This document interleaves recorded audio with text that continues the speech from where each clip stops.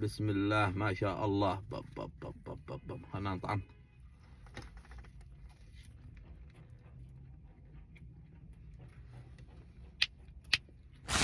كثير من الشباب لا يتكلموا، كثير من الفيديوهات اللي شاهدتها انه تم افتتاح محل كافي عدني كافي، وكلهم لا يقولون ان معه يعني الخميره هذا اللي شارويكم اياها، ومعهم الشاي العدني.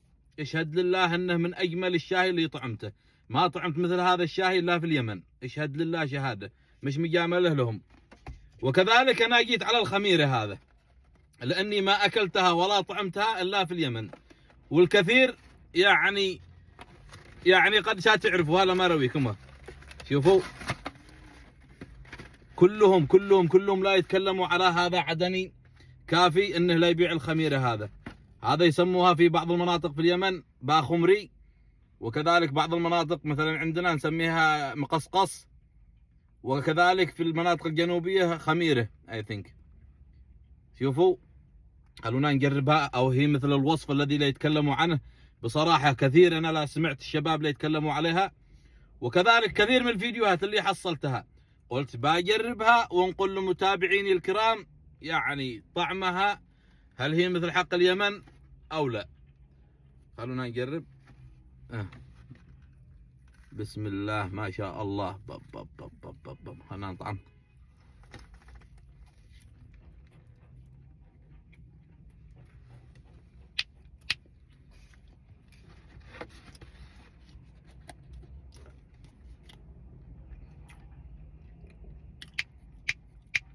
اقسم بالله قسامه، وهو مش ضروري الواحد يعرف في الفيديو، بس اقسم بالله ان طعمها ولا اروع ما شاء الله. والشاي العدني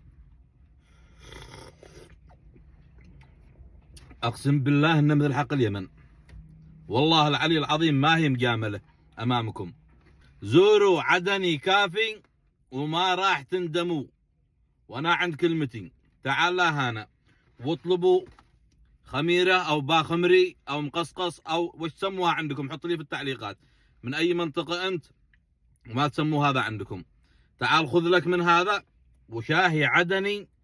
انا قد جزعت محلات وطعمت الشاي حقهم، بصراحه هذا الشاي العدني ما ولا اروع.